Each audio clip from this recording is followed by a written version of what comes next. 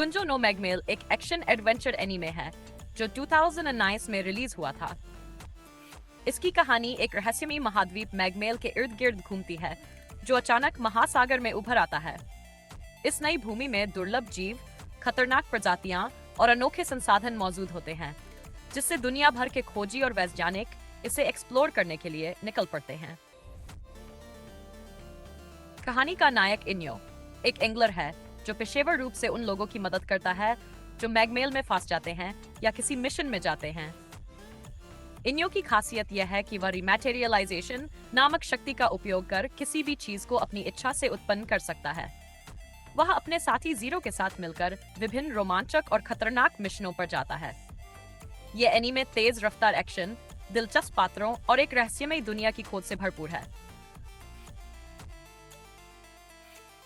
Raise of बहामट एक रोमांचक anime है जो एक पौराणिक और जादुई दुनिया में स्थापित है।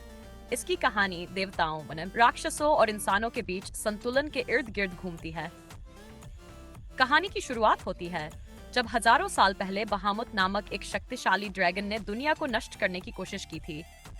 देवताओं और राक्षसों ने मिलकर उसे रोक दिया और उसे एक जादुई चाबी के माध्यम से सील कर दिया। यह चाबी दो हिस्सों में बांटी गई, एक देवताओं के पास और दूसरी राक्षसों के पास। मुख्य पात्र फवारो लियोन एक चालाक और मजाकिया इनाम शिकारी है जो अपने दुश्मन कैसर लिडफोर्ड से बचने की कोशिश करता है। उसकी जिंदगी तब बदल जाती है जब वह अमीरा नाम की एक रहस्यमयी लड़की से मिलता है जो एक भाग को चुराकर बहामुत को मुक्त करना चाहती है। अमीरा की असली पहचान और उसके पीछे छिपे षड्यंत्र से धीरे धीरे पर्दा उठता है। एनीमे में जबरदस्त एक्शन, मजबूत किरदार और भावनात्मक मोड़ हैं जो इसे बेहद रोमांचक बनाते हैं। इसके शानदार एनिमेशन और संगीत इसे एक अवश्य देखने योग्य सीरीज बनाते हैं। क्रिएचर कमांडोज ये शो एक अनोखी सुपरहीरो टीम की कहानी है जिसमें इंसानों के साथ साथ राक्षसी और अजीबोगरीब जीव शामिल हैं।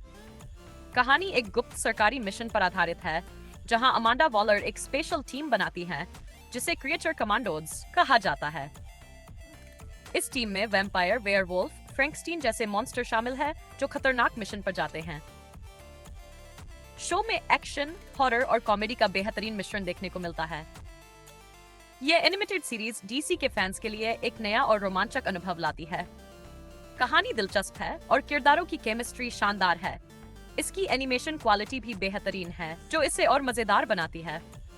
ये शो उन लोगों को पसंद आएगा जो सुपरनैचुरल, साइंस फिक्शन और एक्शन के शौकीन हैं। कुल मिलाकर क्रिएचर कमांडोज डीसी यूनिवर्स के लिए एक अच्छी शुरुआत साबित हो सकती है। Is it wrong to try to pick up girls in a dungeon? जिसे संक्षिप्त में डेनमाची भी कहा जाता है, एक लोकप्रिय जापानी लाइट नॉवेल और एनिमे सीरीज है। यह कहानी एक काल्पनिक शहर ओरारियो में सेट है जहां लोग डंगोन, खतरनाक भूमिगत भूलभुलैया में राक्षसों से लड़कर ताकतवर बनने की कोशिश करते हैं। मुख्य पात्र बेल क्रानिल एक युवा एडवेंचर है जो अपनी देवी हेस्टिया के साथ रहता है। बेल का सपना एक महान योद्धा बनने का है, लेकिन शुरुआत में वह कमजोर होता है।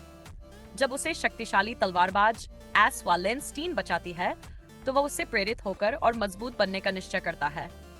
कहानी में रोमांच, एक्शन और हल्का रोमांस भी देखने को मिलता है। इस एनिमे की सबसे खास बात है इसका एक्शन और आरपीजी स्टाइल दुनिया। पात्रों का विकास और उनके रिश्ते कहानी को और दिलचस्प बनाते हैं।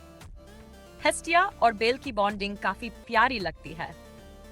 अगर आपको फैंटेसी और एडवेंचर पसंद है तो ये एनिमे आपको जरूर देखना चाहिए। कैसलवेनिया एक मशहूर डार्क फैंटेसी एनिमे है जो कोनामी के गेम से प्रेरित है। इसकी कहानी ड्रैकुला और मानवता के संघर्ष पर आधारित है।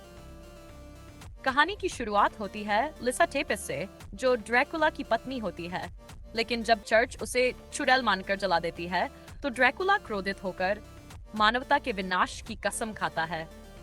वह राक्षसों की एक सेना भेजता है जिससे पूरा देश आतंक में डूब जाता है।